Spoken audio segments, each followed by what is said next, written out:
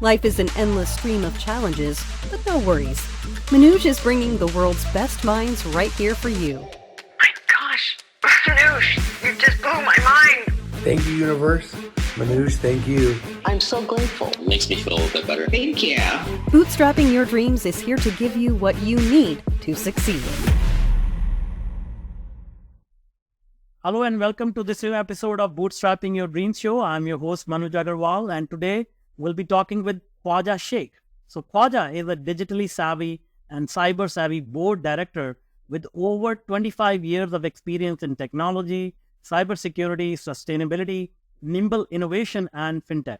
Having worked at prestigious global companies such as IBM, Bank of America, Rostamani Group and PwC, he is globally recognized as an authority in corporate governance, technology governance, startup incubation, and digital resilience.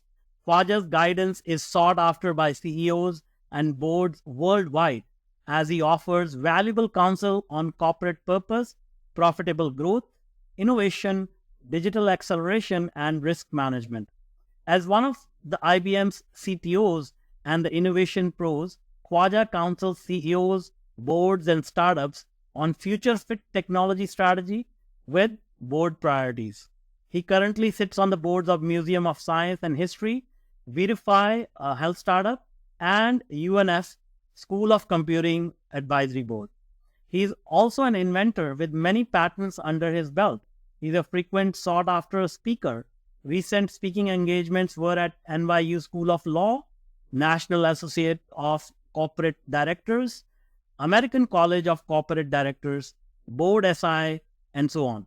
He is also serving on as the faculty of competent boards. Beyond his impressive career, Khwaja's true passion lies in serving others. He firmly believes in anchoring noble purpose with business strategy, championing multi-stakeholder capitalism.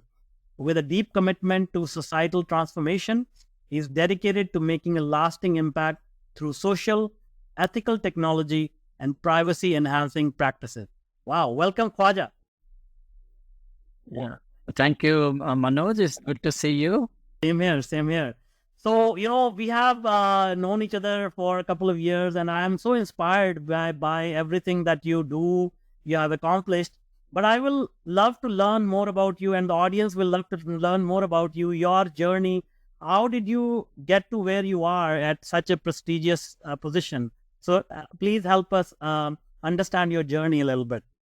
Yeah, absolutely. And the first, I also want to mention to you, I am also inspired by your work as well. You have been doing amazing work and making sure that we are infusing the good tech in the world to make the world better.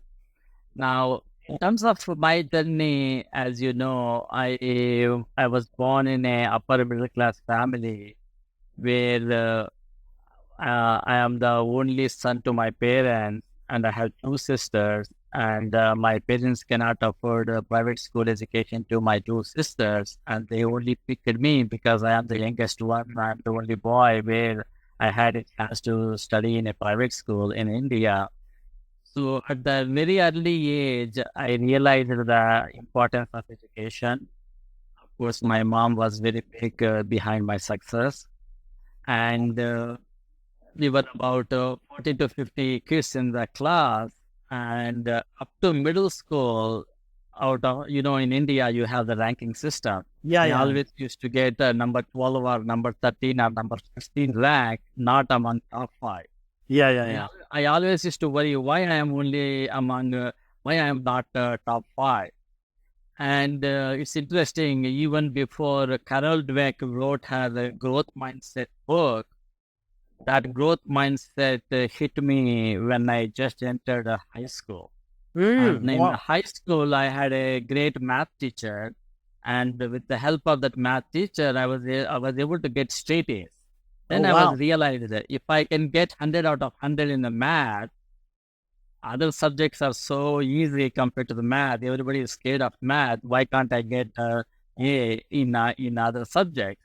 So that helped me to increase that learning agility, to do better. And in my college, I was the topper, and in engineering college, I was among the top 5% in terms of my education. And the other thing I noticed, I would say, is uh, whenever I used to go to library, I always used to pick other books on the same subject. I used to refer what the other authors are saying. So the research was already in my DNA. So I always had that system thinking mindset from my early childhood. Now going back to your other question, I could see, before I got into engineering college, my parents were able to afford to the tuitions there, as you know, math, physics, and chemistry, and I was able to study from the best teachers, so that I was able to get a government seat out of 50,000 people who wrote the entrance examination. My rank was 455. That gave me door to the engineering college.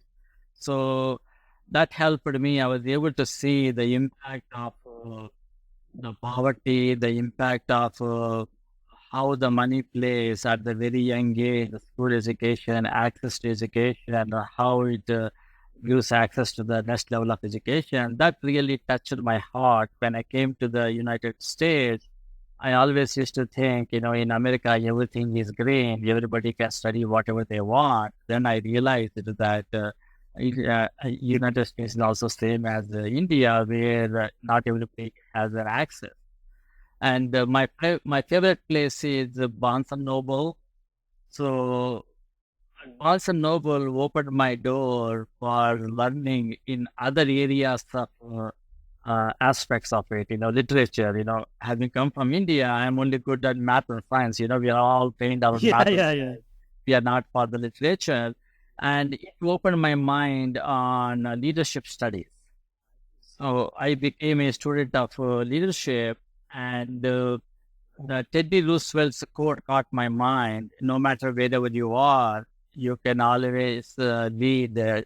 You don't need a title or to help, and that drove me my enthusiasm in terms of helping the local communities, helping the non-profit boards, and helping the students' education. So that molded me in terms of driving value to the society.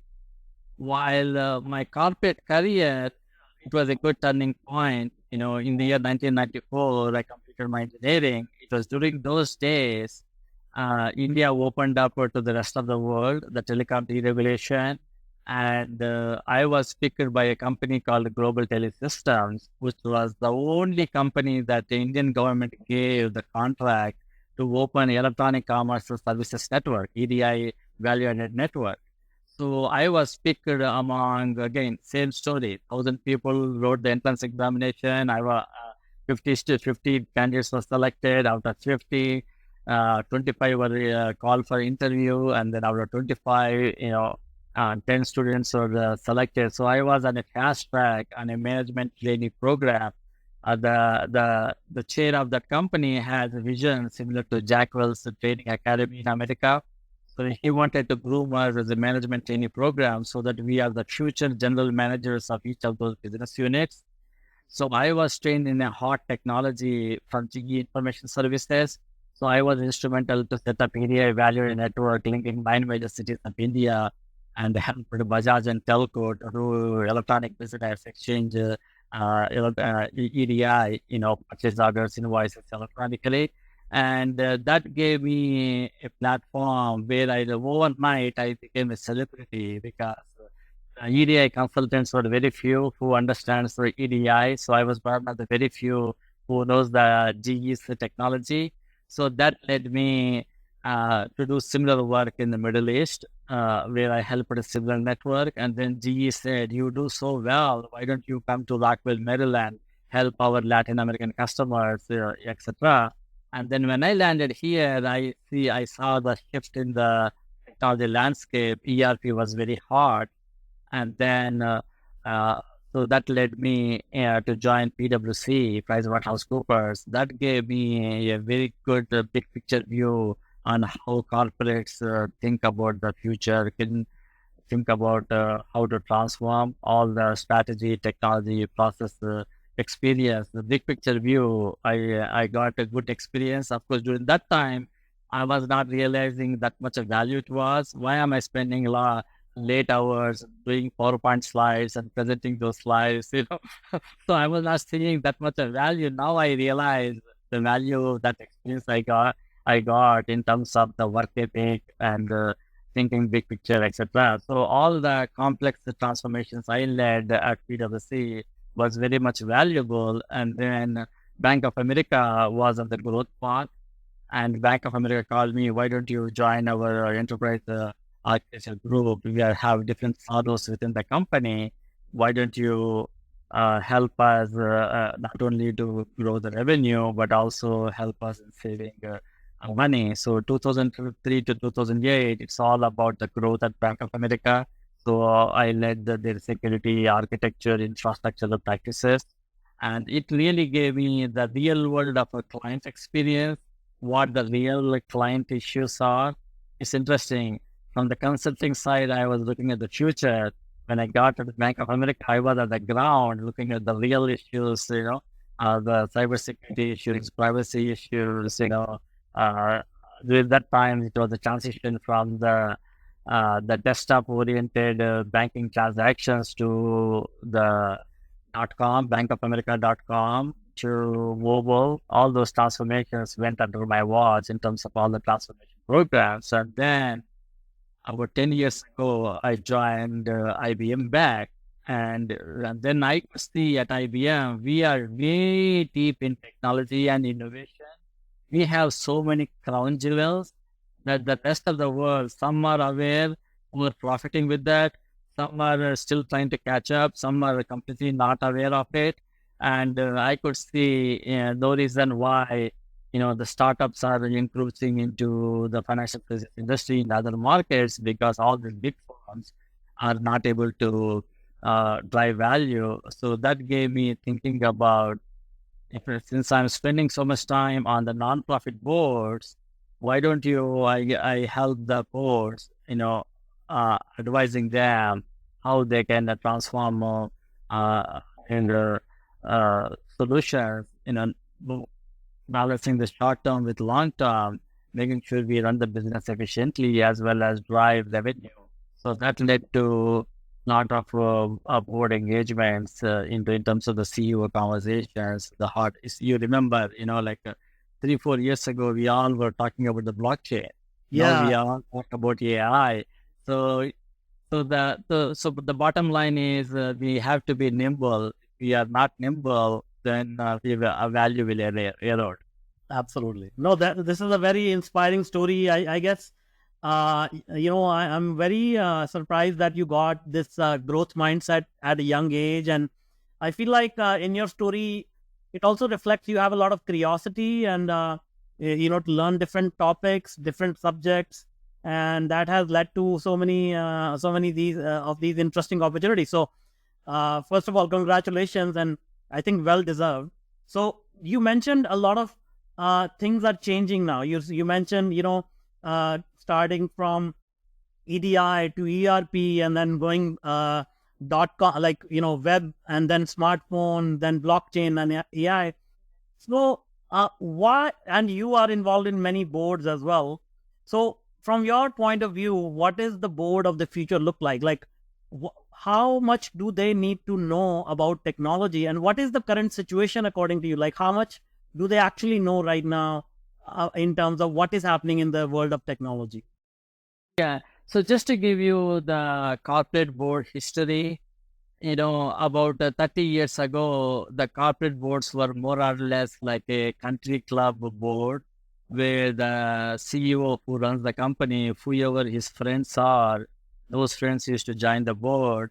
So they were just, all those board members were the retirees who are out of touch with the real world. So it used to be like a friends network as part of the board.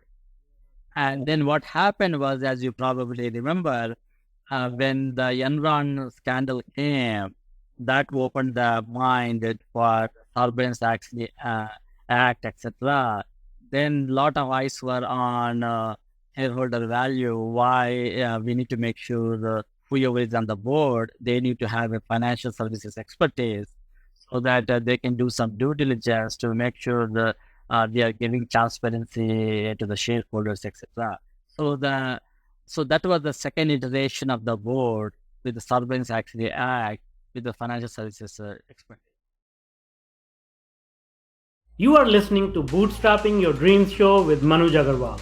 Businesses face numerous challenges like finding the right product market fit, determining the market size, implementing a winning go-to-market strategy, crafting customer-centric USP, competitive analysis, looking for funding, building up cash flow and profitability. We have made a lot of free resources available to the entrepreneurial community, including this podcast.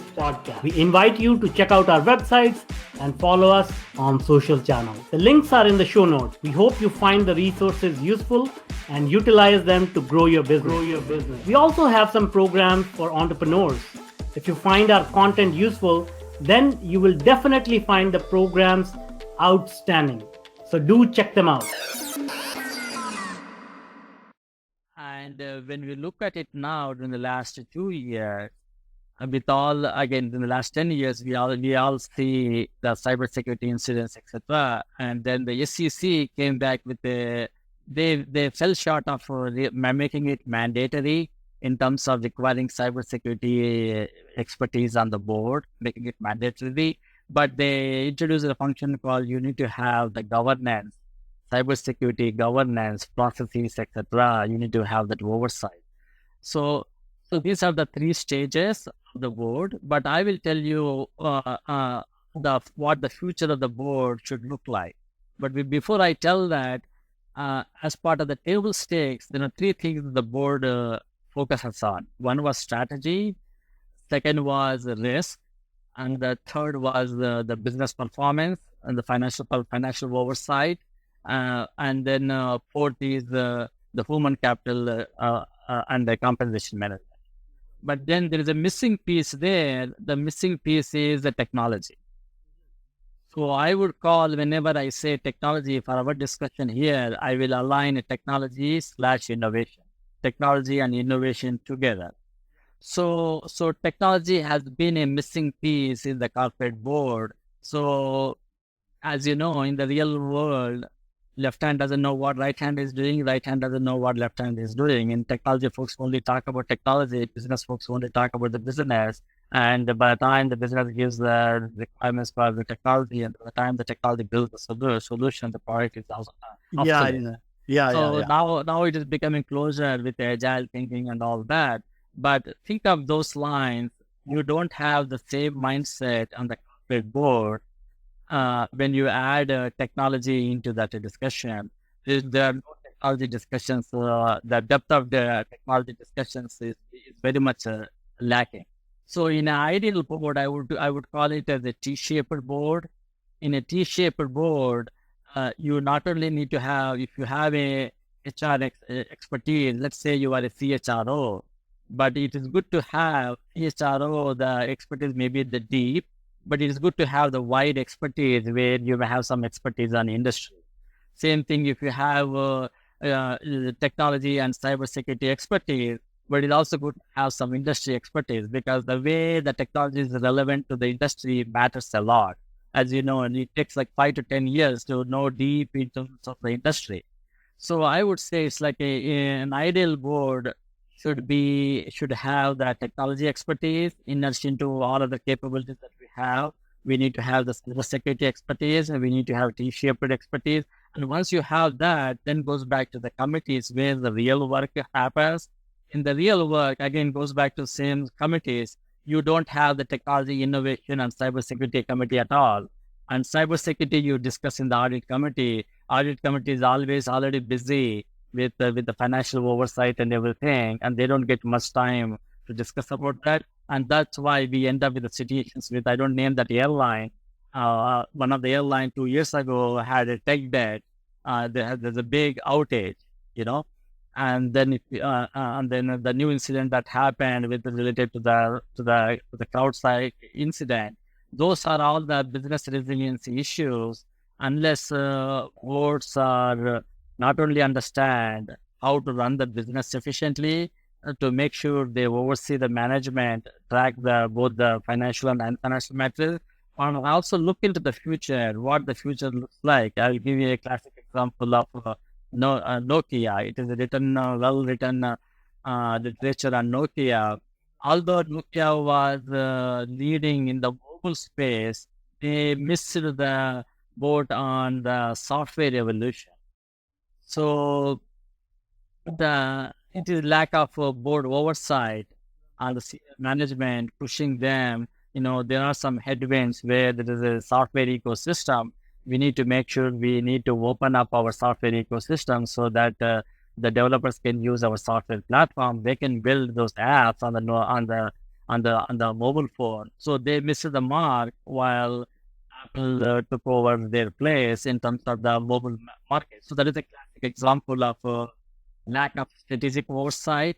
And when I say strategic oversight, what I mean is like typically, I was giving that example, right? The left hand doesn't know the right hand. Same concept here. The management does something and the board doesn't know what management is doing. Board doesn't know how to coach this management. So those silos needs to be eliminated. Board should be actively engaging with the management in co-creating the strategy, helping them understanding, asking them the right questions. It's not necessarily that you are doing the management jobs, but making sure that where the management needs help, helping them in recreating the business if there are any issues, whatever those issues may be, so that is very important. So my goal here is making sure that technology and cybersecurity conversations are given the right priorities on the corporate board, and making sure that strategy is created where the firm is not stuck with their legacy products, but they're always looking for the future, how the demographics is changing, how we can build the better products. And when you say better products, it's not that you sell one product, you forget. It's all about, as you know, you've been a big champion of superior customer experience, the personalization aspects of it. How do we make sure the customer keeps coming and taking our product? Again, it goes back to the customer. If you have to build the better products, you need to make sure your employees are happy. Happy employees will create a better product. Better product will create a better customer experience. Better customer experience will create more referrals to other customers. More referrals means more revenue. More revenue means more profit, and that the flywheel will goes through. So when I say about T-shaped skills, the talent is also very important. You may have a good strategy, but if you don't have a good talent strategy to execute the strategy, it will be useless. So it's a very goes back to again the very good chemistry between the board and the senior management. We call we call these days psychological safety on the employees, right? Do we have a psychological safety for senior management when they are discussing with the board? Can the board openly share their problems, what they have? Are the boards helping the senior management to guide them rather than looking at more like, you might have seen, I'll give you one example. Sometimes you see in the corporate boards, there are 3-4 CEOs sitting there. I'm not against CEOs.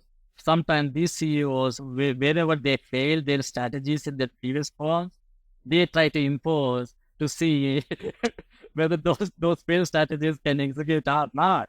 So that is not so that is not the right thing. It's more about it just goes back to those CEOs. Board directors also needs to be agile. They need to have learning agility. They need to have a passion. They are not sitting there just for the prestige. They are sitting there to make sure that they're adding value for the future, making the company future ready. I'll give you another classic example. I don't name that the real company.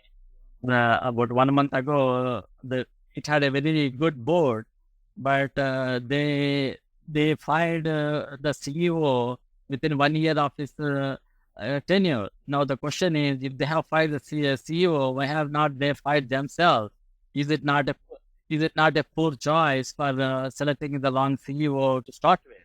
So this goes back to the the succession planning, hiring the right CEO for the right business. So board needs to have a skin in the game to provide the effective oversight. Yeah. Yeah, these are very deep insights, definitely. And, I think you are championing this cause of this T-shaped skills you talk about a lot, even online. So in your experience, like, first of all, for those people who don't know, maybe can you give a very simple explanation of what you mean by T-shaped skills so that people can follow along? Yeah, absolutely. So let me give you my one example, right? I have a T-shaped skills where the depth is my depth is technology and cybersecurity. So those are the deep depth I bring in. But when you talk about the breadth, financial services industry is my expertise. Passion for the talent planning, in terms of the skill sets. So that is my breadth. Leadership competencies, emotional intelligence. Those are all those are all my breadth. And having an outside in view in terms of changing like a geopolitical risk as an example. In AI it's very huge. Different countries Yeah. have different laws. Having that big picture view. So that's what I mean when I say T-shaped skills. You are not an expert on one thing, but you have a very wide expertise and very deep expertise. You need both wide as well as depth. So if you have to get that wide and depth, I would say the learning agility is the key. So they need to be relevant to the enterprise that they are serving. So you need to be relevant to the industry that you are serving. So that's what when we say the T-shaped skill. Yeah. So in your opinion, thank you so much for explaining that. So in your opinion, are we moving towards that? Like now with the advent of AI, a lot of people are scared, oh, it's going to take away my role, my job. But how are they preparing themselves, the board members, the senior management, the CEOs? Like, how are they looking at the future? Are they doing enough to create these T-shaped skills, or have the board members who have the ability to lead in this new era, like in this new AI era, their companies? What is your take on that? Yeah, I think I would say very few companies have put the technology and innovation as an important element in the board governance. Um, Cybersecurity awareness is already there, especially in the financial services industry, because of all the regulations, etc. Cybersecurity is already there in the financial services industry, but the same thing is not there in the healthcare, as an example. Maybe the recent United Health incident will make the entire health industry look into their cybersecurity, as an important element. So I would say we are at the very similar to AI. We are in the early innings when we talk about technology and innovation and cybersecurity oversight for the majority of the firms.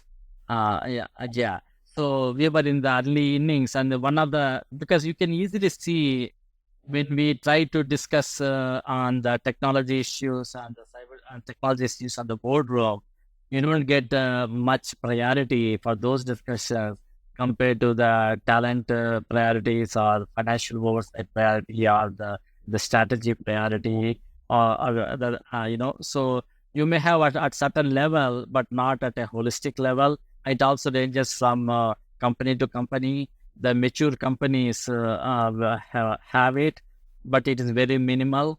So it's very easy to look into it. When you go back to the proxy statements, and when you look at the board governance thing, if you don't see technology and innovation committee, then that is a flag. I see. Same thing. If they don't have designated cybersecurity as a separate committee, along with technology, or at least as a separate, then it is a flag. Means that it is being discussed somewhere else in one of those subcommittees. It is not there. So it will probably. I will give another classic example on this, right? When we look at the AI regulations, why should only the big tech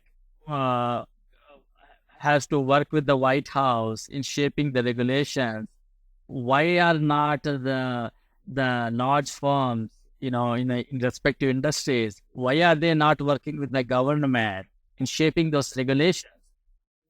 That shows that those respective boards are not future ready in shaping regulations for the stuff that matters to them. I am a uh, I am a strong proponent of collaboration between the business and the government.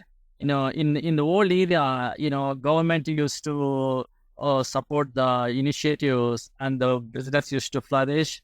And then in the last era, business used to flourish, and while government was on the behind.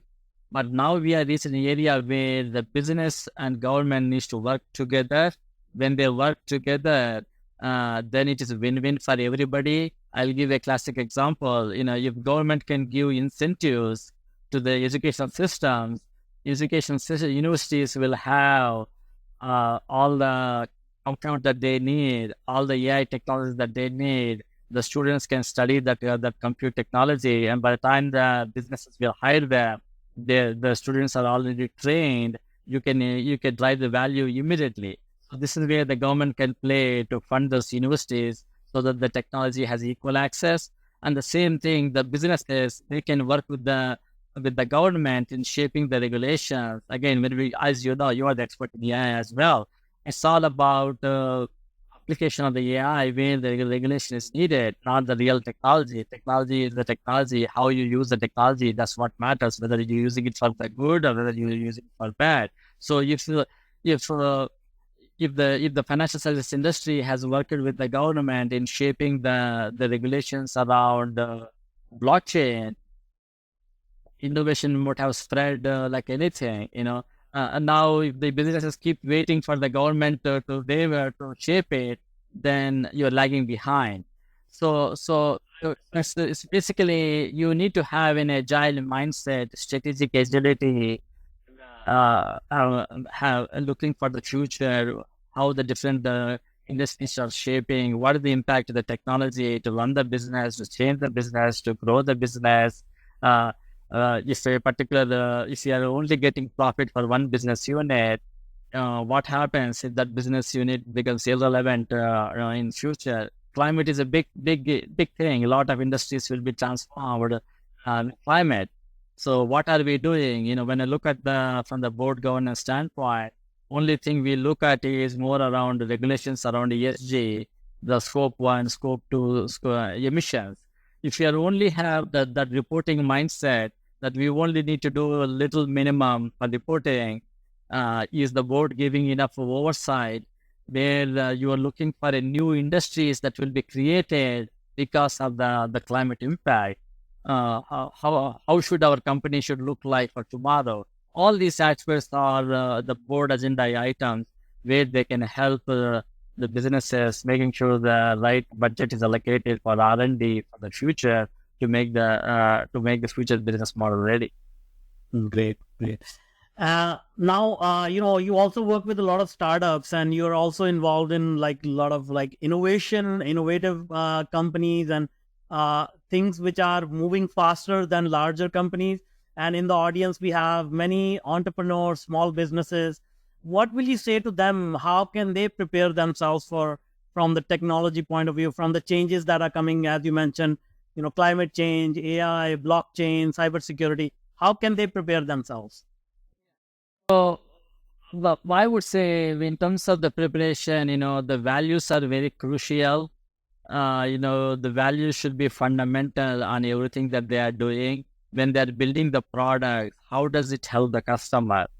And if we are introducing personalization for that consumer, are we trying to steal the customer information, trying to sell that information to somebody else, which is not a good ethical practice. It can only win for the short term. For the long term, it is not going to win.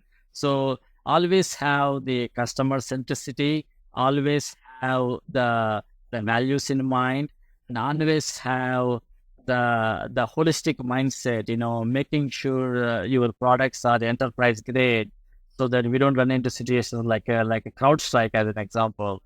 You can't release a product out in the door, let the let the clients test it and make it give the feedback, and then you improve it. Now you can't do it in the healthcare industry. You can make a heart monitor and give it, or you can give some cancer diagnosis saying that you have a cancer, and then within 3 months you get so these are all the big issues. So you need to have the values in mind, making sure that you are building those products. Then the second thing I would say is ecosystem. You can't do this alone. You need to have others to bring along with you, understand what your strengths are, what your weaknesses are, and try to we are entering into a composable era.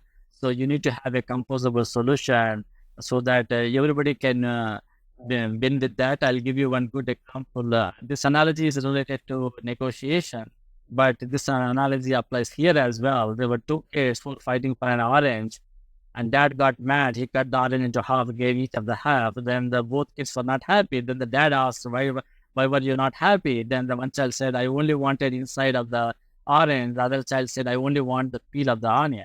Same thing goes.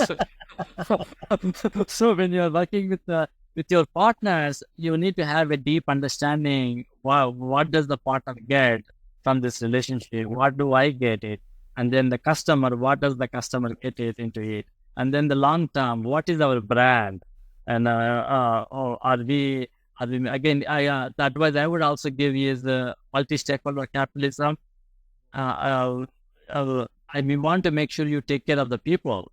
You can't tell the people that you work for 20 hours and then produce the output. There's a lot of psychology written on this. When you work for 20 hours, you make bad decisions.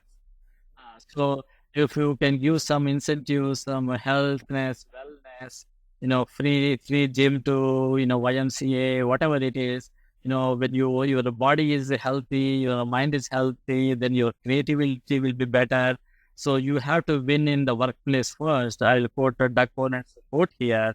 If you have to win in the marketplace, you must win in the workplace first. So you need to take care of your people, then your people will take care of better products. So you will make sure you have a customer centricity, and then making sure that always have the society in mind. To make sure be the change agent, be the value creator. Think in the lens of Jim Collins' lens of become good to great across all spectrums, across employees, across consumers, across shareholders and everything. And the other piece I would tell for the startups is they have to educate a lot. Work with the large clients, understand what their real problems are, and use those problems as the real solution. It's all about the market adaptation. Now we have seen in artificial intelligence with the ChatGPT, etc. There's a lot of use cases that are happening in the marketing arena. But are we tailoring the same technology to the real world use cases? Are you tailoring it to the real businesses? And we all know that climate is the big issue that we need to solve. Are you spending a lot of energy footprint because of your model? Are you exploring smaller models? Are you using the RAG implementations? How do you make sure the solutions that you are putting together are cost effective without harming it? So these are all the holistic issues. Back to the T-shaped skills. When you have those T-shaped skills, you will have sustainability in mind, you have ethics in mind, you have privacy in mind, and then automatically everybody will love it, because nobody is watching my phone what I'm doing it. Then I'm going to download the same app which is doing that. Yeah, no, these are great. Thank you so much. This has been very insightful conversation. Obviously, you bring so much value and experience of your own, and just you share it openly. That is what's so great about you. So now, we are at the end of the interview. Now, if somebody wants to reach out and they want to have a chat with you, what is the best way to get in touch with you? Best way to touch with me is through LinkedIn. They can get in touch with me. And again, now the mindset I have is how can I help a mindset? And when I say how can I help mindset, you not only have that mindset inside the home, how you behave with your kids, with your wife, with your sisters, brothers, etc. Same mindset at the businesses, in your work environment, and you need to have how can I help mindset. And same thing outside in the digital world. If somebody reaches on the LinkedIn or whatever that may be, or even you're waiting for the doctor's office, something, this goes back to,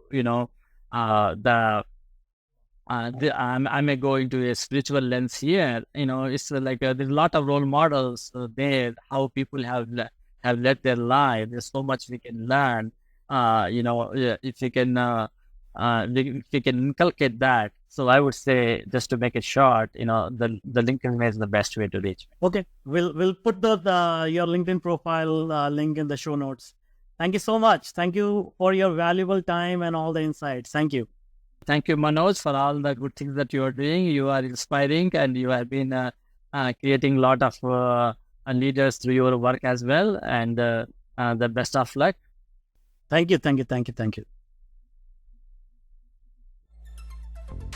Hey, I'm Sarah, producer of the Bootstrapping Your Dreams show. This episode has come to an end. Don't forget to check out the episode show notes for the links to the resources mentioned in this episode. Thanks for tuning in. Until the next episode, goodbye. Keep going and keep winning.